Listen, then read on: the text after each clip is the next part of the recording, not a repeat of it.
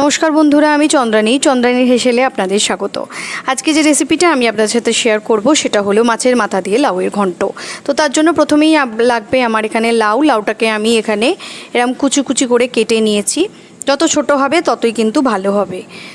লাগবে আমার মাছের মাথা, লাগবে চিনি, হলুদ, লঙ্কা কুচোনো এবং লাগবে আমার নুন।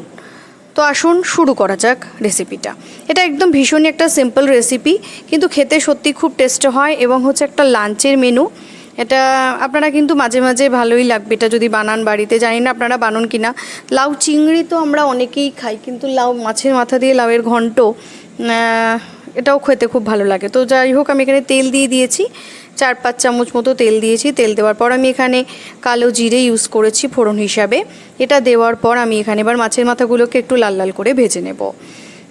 তো যা বলছিলাম, আমার দিদাও একটা লাউয়ের ঘন্ট বানায়, সেটা হচ্ছে বড়ি দিয়ে লাউয়ের ঘন্ট। আমিও পারলে সেটা আপনাদের সাথে শেয়ার করব। সেটা খেতেও নিরামিষের দিনে সত্যি খুব ভালো লাগে। আর আমিষের দিনে তো মাছের মাথা দিয়ে লাউয়ের ঘন্ট। লাউটা এই সময় লাউ পাওয়াও যায় এবং গরমকালে লাউ খাওয়াও ভালো, উপকারীও। এবং এই রেসিপিটা সত্যিই খুব টেস্টিও হয়, যার জন্য দুপুরে লাঞ্চের কিন্তু একটা বেশ ভালো মেনু। তো যাই হোক, মাছের মাথাটা যখন ভাজা হয়ে যাবে তখন আমি বাই দ্যাট টাইম এখানে আমি হলুদ ইউজ করেছি। হলুদ 1 চামচ দিয়ে দিলাম নুন পরিমাণ মতো এবং দিয়ে দেব চিনিটা দেব স্বাদ মতো।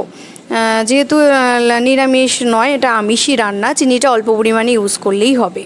এবার আমি যে লাউটা কেটে রেখেছিলাম ঝিরিঝিরি করে, সেই লাউটা আমি এখানে দিয়ে দিচ্ছি। লাউটা দেওয়ার পরে আমি সমস্ত উপকরণগুলোকে একবার ভালো করে মিশিয়ে দেব লাউয়ের সাথে মিশিয়ে দেব। এবার আমি খুন্তির সাহায্যে হলুদ, নুন বা চিনি এবং মাছের মাথা যা দিয়েছি সব ভালো করে ওপর নিচ করে দিয়ে একটা চাপা দিয়ে মোটামুটি রান্না করতে হবে। এই রান্নাটা কিন্তু পুরোপুরি দমে হবে এবং এটাতে কিন্তু কোনো রকম জল ইউজ করব না। জল ইউজ করলে কিন্তু লাউয়ের টেস্ট নষ্ট হয়ে যায়, যার জন্য আমি এটা চাপা দিয়ে লো ফ্লেমে এটাকে রান্না করব। এবং এটা কিন্তু কুক হয়েও যাবে। দেখবেন লাউ থেকে কত জল ছাড়বে এবং সেই জল দিয়েই কিন্তু এই রান্নাটা হয়ে যাবে। তো এখানে আমি একটা চাপা দিয়ে দেব। এবার চাপাটা দিয়ে আমি এবার এটাকে কুক করে নেব। দেখুন বন্ধুরা, মোটামুটি 10 মিনিট বাদে ফিরে এসেছি, আপনাদের দেখিয়ে দিচ্ছি। লাউ থেকে দেখুন কত পরিমাণে জল ছেড়ে দিয়েছে। মাছের মাথাটাও সেদ্ধ হয়ে গেছে এবং লাউটাও অলমোস্ট সেদ্ধ হয়ে গেছে। আর একটু হবে, আর একটু মুচবে, তবেই কিন্তু খেতে বেশি ভালো হবে। এবার আমি মাছের মাথাগুলোকে ভেঙে ভেঙে লাউয়ের সাথে মিশিয়ে দিচ্ছি, তাতে খেতে আরও বেশি টেস্টি হয়। মাছের গন্ধটাও বেশ লাউয়ের মধ্যে থাকে। এই রান্নাটা সত্যি খুব সিম্পল, কোনো রকম মশলা ছাড়াই রান্নাটা হয়, কিন্তু রান্নাটা খেতে সত্যিই বেশ ভালো হয়। আর কাঁচা লঙ্কার এরপর কাঁচা লঙ্কাটা ইউজ করব। কাঁচা লঙ্কার যে একটা গন্ধ, সেই গন্ধটার জন্য কিন্তু খেতে আরও বেশি ভালো লাগে। কাঁচা লঙ্কাগুলোকে আমি এখানে কুচিয়ে ইউজ করে দিচ্ছি, কুচিয়ে ইউজ করলাম। করে দেওয়ার পরে আবার খানিকক্ষণ চাপা দিয়ে আবার এটাকে রান্না করব। ততক্ষণে কাঁচা লঙ্কাটা আর কি একটু বেশ নরমও হয়ে যাবে এবং কাঁচা লঙ্কার যে স্মেলটা সেটা আমার লাউয়ের ঘন্টর মধ্যেও চলে আসবে।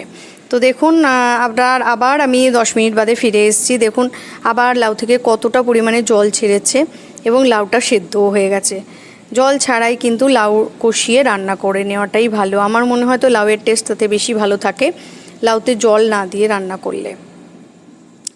তো এখনও অনেকটা জল রয়েছে। এবার আমি ঢাকাটা খুলে কিছুক্ষণ রান্না করে জলটাকে একদম পুরো শুকিয়ে নেব, তাহলেই রেডি হয়ে যাবে আমার আজকের ডিশ, মাছের মাথা দিয়ে লাউয়ের ঘন্ট।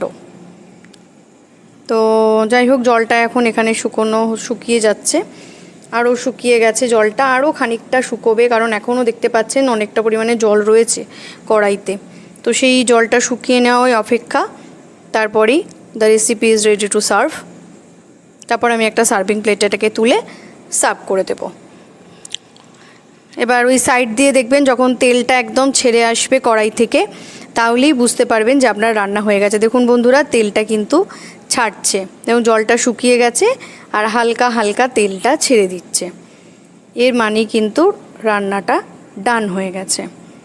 এবার আবার একটু নাড়াচাড়া করে দেবো হালকা হালকা করে, যাতে ভেতরে যদি কোনো জল থাকে সেই জলটাও যেন শুকিয়ে যায়।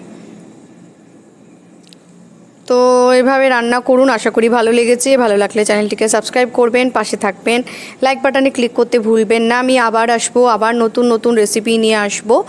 ততক্ষণ অপেক্ষা করুন আর সাথে থাকুন, পাশে থাকুন চ্যানেলটির, এবং আমার যে পুরনো রেসিপিগুলো সেগুলো দেখতে থাকুন। তার জন্য ধন্যবাদ। কমেন্ট করবেন, কমেন্টে জানাবেন কেমন লাগছে আমার চ্যানেলটিকে। আমি বাই দ্যাট টাইম এখানে লাউটাকে একটা সার্ভিং প্লেটের মধ্যে সার্ভ করে দিচ্ছি। জানাবেন কোনো রকম যদি আমার ইমপ্রুভমেন্টের দরকার হয় সেটা নিশ্চয়ই বলবেন। আপনারা অনেকেই কমেন্ট করছেন, আমার বেশ ভালো লাগছে। আরও বিভিন্ন উপায়ে বিভিন্নভাবে আপনারা রান্নাটাকে করতে বলছেন।